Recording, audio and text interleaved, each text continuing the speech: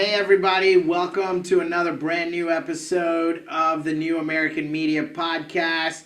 Today I have with me my buddy Faysal. How you guys doing? He is a real estate entrepreneur, broker, podcaster, influencer, just about everything that you need to know in residential real estate and now getting into development like I am. Good friend of mine, Faysal. Yeah, so thank you for having me on here. Thank you for coming. I really appreciate it. Of course. Yeah, so I started my career in residential, and now I think that's when we initially started talking, is when we had common interest in development, and kind of threw some stuff at you, and we've been kind of communicating back and forth. So excited to start doing some content together. No, it's great. I'm really glad you're here. So, Faysal, you immigrated here from Lebanon with your parents when you were 6 years old. So I'm guessing sometime late 80s, early 90s kind of time frame. Yeah. Kind of talk to us about that, how that came to a head, how your parents chose the U.S. over, let's say, Australia, the U.K., Western Europe, Canada, any of that, right? Yeah. And what that kind of process was, So, at least from what you remember. Yeah, it's actually crazy how our whole family ended up getting citizenship and got here. My grandma's grandpa actually fought in World War II for the U.S., and they sent over a certificate or a Purple Heart over, and my grandma was digging one day and she found it, and wow. And her mom didn't realize what value that had, but basically it gave the whole family citizenship. So that's how we were able to come here, and we had some close friends that were already in North Carolina, and that's why we ended up settling in North Carolina. And this was about 25 years ago, so this was a long time ago. And Raleigh was nowhere where it is today. So when you first come from Lebanon, I'm guessing you're taking that Lufthansa flight like I did. Yeah. Right? Through Germany. Yep. And into New York and then down to Raleigh or Charlotte. Yeah, and at first I thought it was, I remember being a kid and just thinking, oh, this is temporary, we're taking a trip. And then it was like a year later, I was like, holy crap, we're staying here. You know? That's amazing. And at the time, I didn't realize what my parents were doing and why, but now I see with where the Middle East is, this is the best area to be in for entrepreneurship and building something, you know? So I definitely appreciate it, and yeah, the first couple years were rough. I spoke 100% Arabic when I came here, right? So I was relearning a language and a culture too at a very young age. So it was definitely interesting and a lot of obstacles to kind of get here. You know? And that's tough, you know. Arabic is very similar to like Mandarin or Hindi. Yeah. You write from right to left. Am I correct? Yeah. In Arabic, yeah. And so I'm guessing you took ESL, English as a second language. Yep. What was the first grade that you went to? Was it kindergarten, first grade, second grade? So it was first grade, and my mom made the decision to hold me back a year too, just to make sure I had the proper education. And it was, to be honest with you, it was frustrating growing up with that, right? Because you're like, what is going on, right? They make you kind of feel a little bit slower or stupid. In reality, it's not. You're just going through a change, right? Exactly. And that's why education ended up being very important to me, right? Because I always felt a little bit behind elementary school, so I pushed myself a little bit harder in college and high school to get more education, and now getting my master's as well, you know, it's kind of have that like little notch on your shoulder, being like, all right, I can do this, you know? So. Tell us a little bit about that, growing up here in the Triangle, which the Triangle is very multicultural. It's not like you lived in a small town in the South, so you probably had a very different experience. Talk about like middle school, high school, what kind of shaped you, or any significant events that shaped you that you can remember to the person you are today? Yeah, no, I definitely remember, I went through the public school system, so I definitely remember a very diverse upbringing, right? And it's one of those things where you grow up with a variety of people, and which, like you're saying, helps form you to who you are today.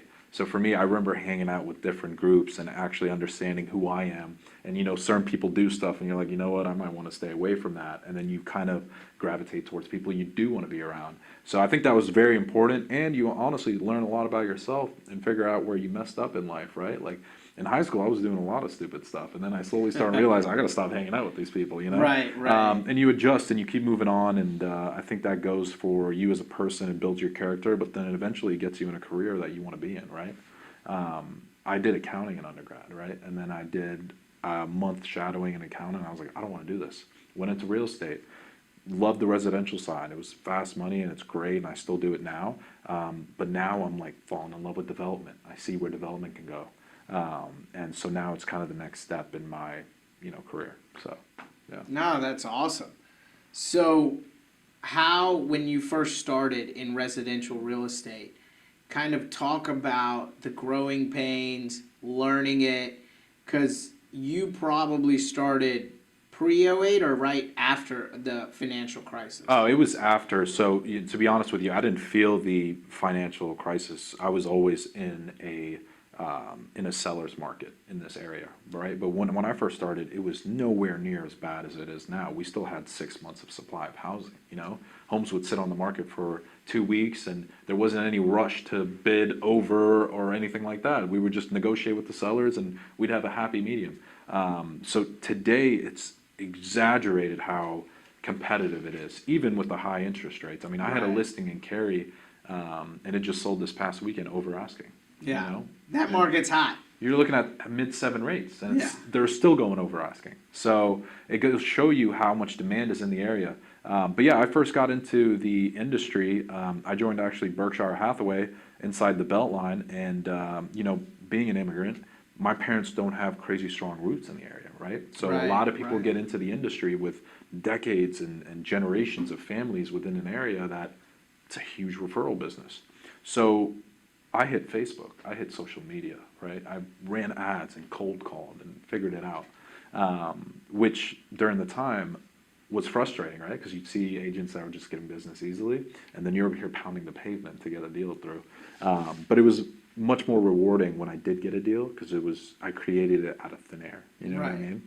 And that's the thing. You took something that was a hindrance to you, not being from old money, inside the Beltline money, or from those families and those groups that owned real estate, and building your own book of business. Exactly, yeah. And that, I think, requires a ton of grit, a ton of character, and that's one of the things I always say sets us apart as immigrants, because we come from such difficult situations that it's built this type of character. Well, you've seen the other side, right? Where a lot of people here haven't seen the other side. They don't, like, specifically for me, the economy in Lebanon right now is absolutely awful. That there's a lot of people over there that are starting to become an attorney, a dentist, an engineer, but the reality of it is there's no jobs over there, right? So me knowing that and being here and being able to sell $1 million home and being able to figure out if a 10-acre land deal works for 150 townhomes is an amazing opportunity. The fact that I could even do it and be reassured that I will get paid on it, right? There's a lot of people that don't even have that opportunity. And because of us knowing that, we work towards doing the best we can. And I think a lot of people that have been in the U.S. their whole lives and their families have been in the U.S. can lose sight of that, of how amazing the opportunities are here, and the fact that you can actually progress and build something. So yeah, I definitely agree with you. No, that's great. I mean, that is coupled with what I think is very useful as an immigrant, having that chip on your shoulder. Yeah. And tell me a little bit about how your parents shaped your way of thinking, and how you think today, being an immigrant, being an entrepreneur, and like, when was that one time when you were a kid and it was something maybe your mom or dad said that pushed you, like, hey, I'm going to do this for myself instead of going out and working for the man, kind of thing? Yeah, definitely. My dad actually, when we were in Lebanon, his family had a Merhi glass business, which was a glass installation business for commercial and residential. So it was your dad was an entrepreneur himself back in Lebanon. Exactly, and the whole family was, and that's all they knew how to do. So when he got here, that's what he started doing, and that's what he knew how to do, and that's what he spent Making his glass. life. Yeah. So your dad does that now Yeah, today? he orders glass, and they have a couple employees where they install it for storefronts, showers, windows. They do commercial and residential. So I always saw my dad as an entrepreneur, business owner. So that's all I saw growing up, right? And the fact that, you know, they were able to come to the U.S. in the middle of their lives, you know, learning another language, and being able to create a business that can support their whole family here and in Lebanon is absolutely amazing, right? So Yeah. I'm looking at myself as a 10-year-old kid. I'm like, there's no reason I can fail, right? Like, Right, look at all the exactly. obstacles they dealt with to get me here, and it's like, are you kidding me? You better hit the ground running, right? So that is definitely one of my motives to waking up every day and finding deals, finding opportunities. But yeah, that upbringing was immense. And I think, you know, as a little kid, you look up to your parents and you want to be like them. So seeing my dad and mom work every day and really dump a lot of sweat and tears to get to where we are today is just absolutely amazing. And that made me want to be an entrepreneur, and seeing them kind of build the business and my dad build the business is like, I want to be like that. So Right. to be honest with you, coming out of college, having a normal job was never really an option to me, right? So that's why I immediately went into real estate. So I was like, I could work for myself. I can find it, you know? But yeah. How did your parents feel about that? Did they want you to go down that typical, Well, you yeah, know, yeah. It's of course, you know, they parent, wanted at first the engineer, safe stuff, right? The the engineer, the doctor, the attorney. lawyer, that kind of thing? Yeah, they did want that at first, but I think they started understanding who I was and the amount of work ethic I had and the amount of attention I put into stuff that they, you know, they had a good feeling that if he set his mind on something, he's going to do it. And thank God, you know, a couple years later, you know, I'm doing well, and even with the economy where it's at now, we're still getting stuff done and we're still moving deals forward. I mean, this is a great market. Yeah, it's. This I is mean, one of the for this few area, bright spots in the whole country. that's the thing. So with this area, the demand is so high, even with the economy where it's at, we still have barely a month of housing left. I mean, so homes are selling, you know. So that's the insane part. And you know, we got lucky. We didn't plan this coming to Raleigh, right? We came to Raleigh because that's where we knew people at, and next thing you know, Raleigh's one of the hottest real estate markets in the nation. So Yeah.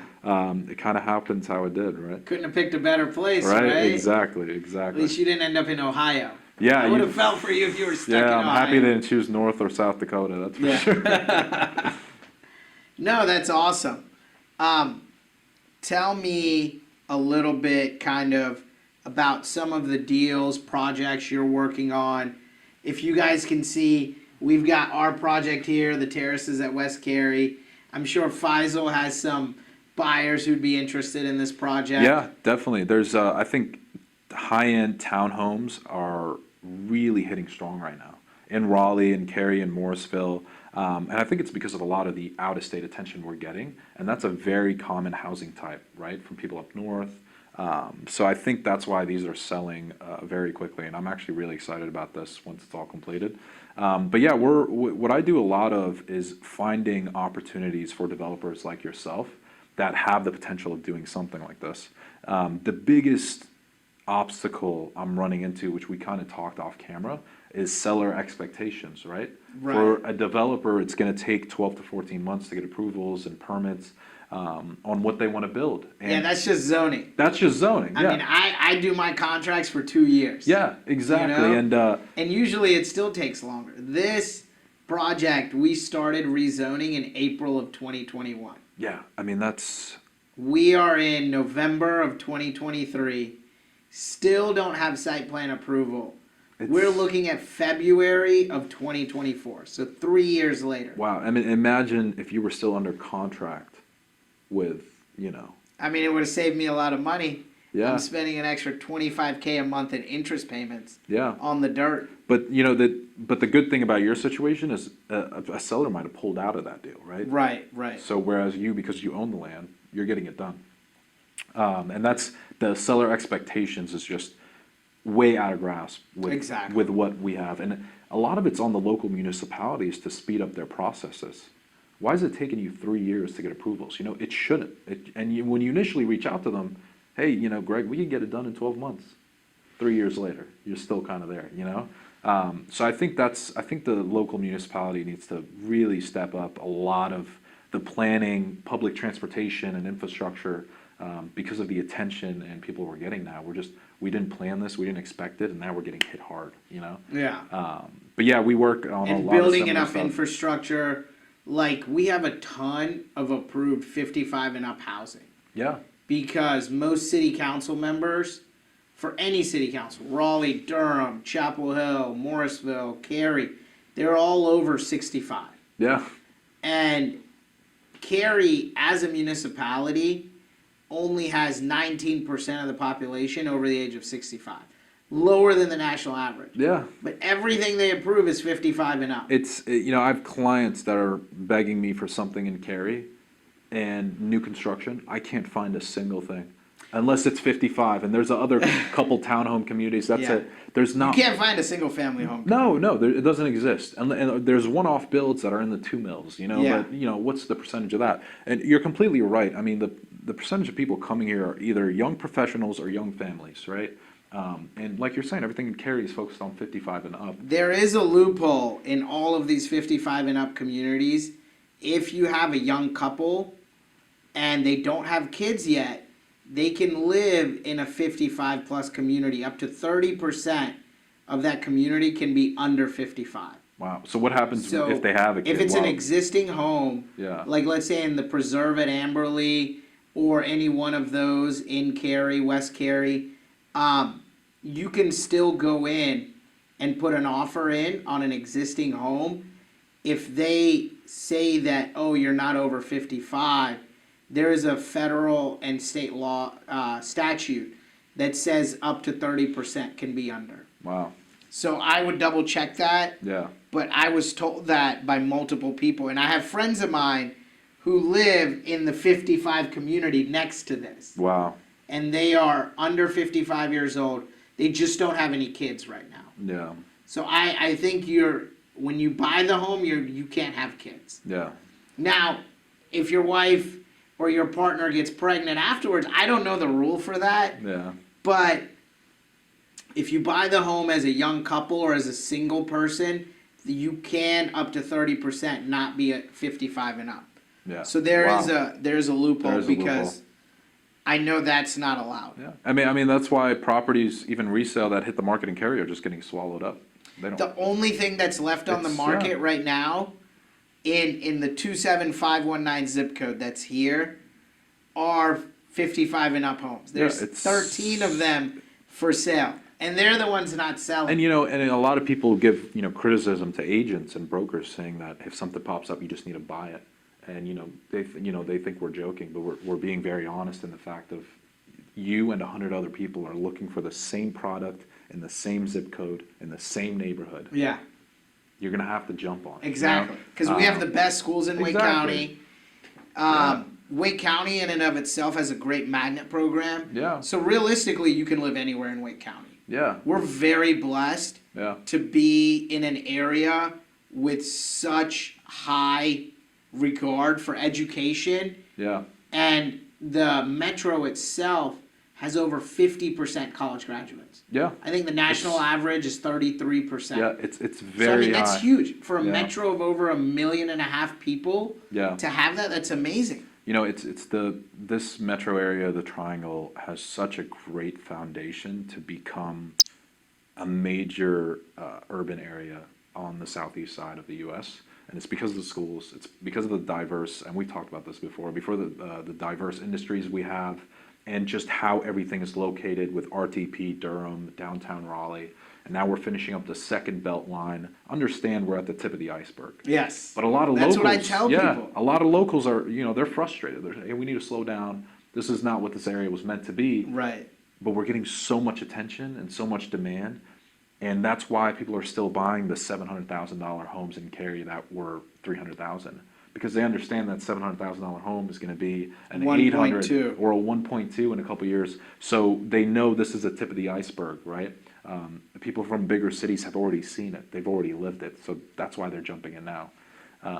So for a lot of people that are on the sideline, you know, because of everything that's going on, I worry that it's not going to lessen up, right? Because they've been waiting for a major dip in pricing for the last Right. 2-3 years. It's what everybody says: marry the house, date the rate. Exactly. Right. And it's And the rates will come down. My parents just moved up here from Fayetteville, right?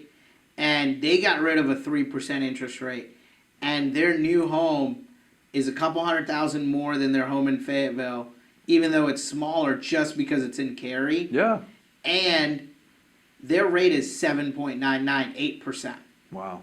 And so their payment doubled. Yeah. More than doubled, right? But I explained to them, hey, now you're closer to your grandkids. They wanted to make the move. They're officially retired. And that was probably one of my greatest achievements that I felt. My immigrant father, who came to America with $100 and worked 35 years of his life. I never saw my dad growing up, right? He was in the gas station all the time. Yeah.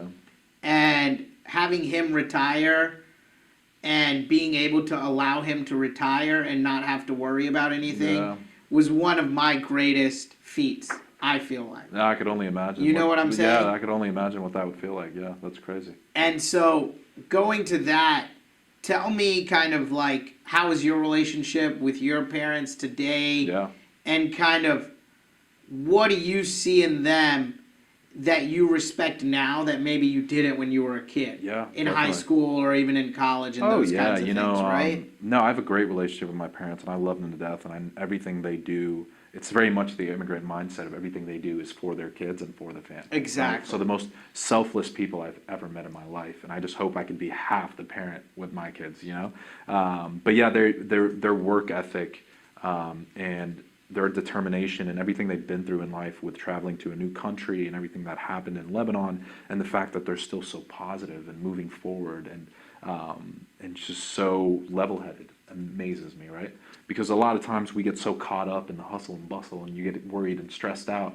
And if you take a second just to pause and think of as an immigrant, all the BS your parents went through, and they made it, right? And it's exactly. like, hey man, if they can do it, I can do it, or I have to do it, right? They worked hard, starting from nothing, put us on second base, and you have to appreciate that. Exactly. We're halfway there. You know, I say, for lack of better terms, you can't be a bum, right? You got to do something with your life. You have to. There's a row of people behind you that busted their butt to get you where you are. And it's like, you can't drop the ball right now, right? You got to keep pushing forward. You got to make something happen.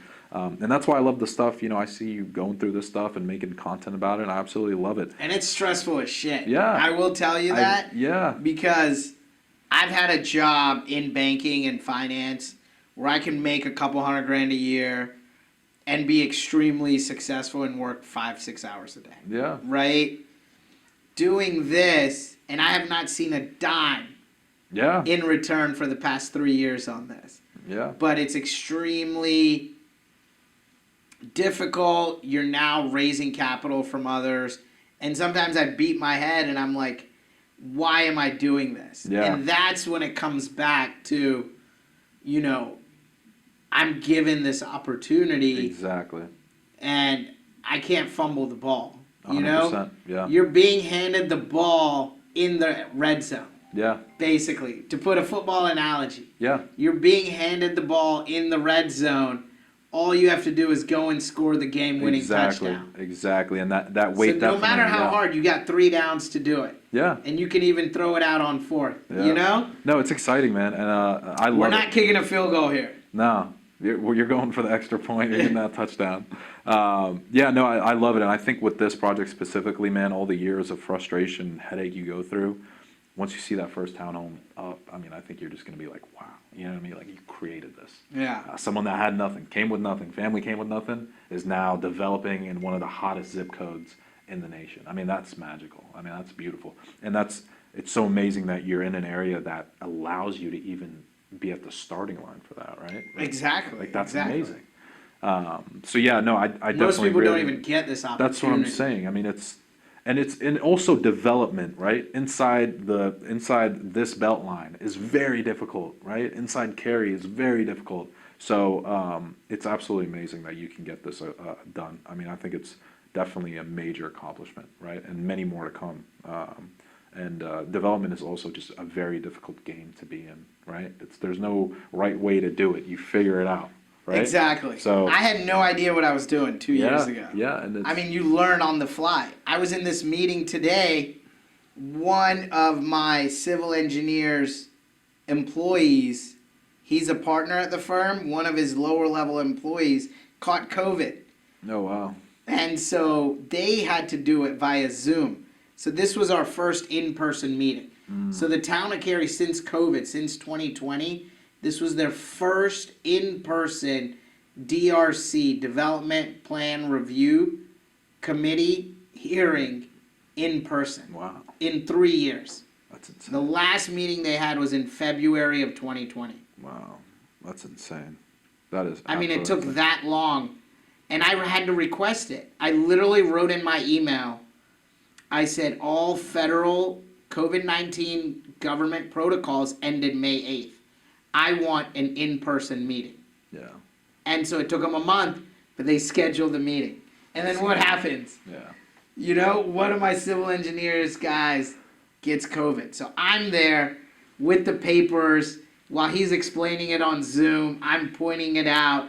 We're going through the whole rigmarole. It's crazy. So it's like So two you steps learn. forward, one step back, right? I mean, at the end of this, I could probably go take a civil engineering test and pass. Yeah. You know what I'm saying? That's awesome, man. And that's part of the process, But right? we learn it. Yeah. You know, if it was any other person, we want to learn every aspect of what we're doing. 100%. I'm sure you're the Yeah. same way because your mom and dad were like that. Yeah. You know? Yeah.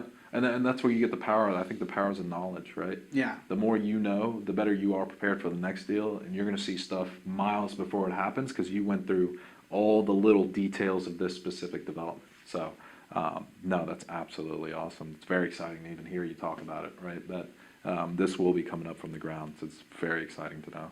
So, yeah. That's awesome. Well, tell me this. What would yourself today, what advice would you give the 6-year-old Faysal who had just moved here from Lebanon, couldn't speak any English? Just what 1 or 2 little nuggets would you give him? And on top of that, kind of expound on what would you give any advice for immigrants coming to America today?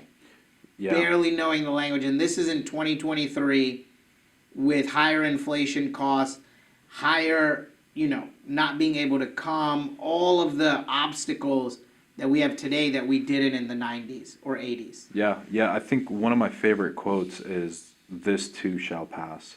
And it talks about how the best moments in your life, they're going to pass.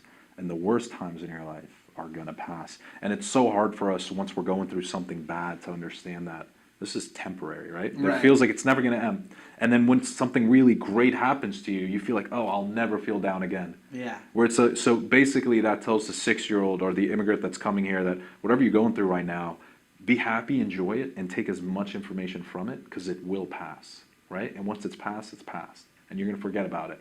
I'm sure there was a million times last year where you were going through something and you were like, God, this sucks. And now you don't even think about it anymore. Right. So enjoy it, learn from it, even the frustration with your engineer, right? Learn from it. You were in that meeting and you were paying crazy close attention and you learned a lot, right? So that's the benefit of it. So yeah, that's my favorite quote. "This too shall pass," and I think anyone can run with that and just be like, I love that. Yeah. I've never heard that before. Yeah, That's yeah. amazing. Yeah. So that's kind of. It's about having that steady, even keel. Exactly. Like, don't let anything knock you off balance. It's gonna go, right? So just absorb it, learn from it, feel your emotions, and just move on, right?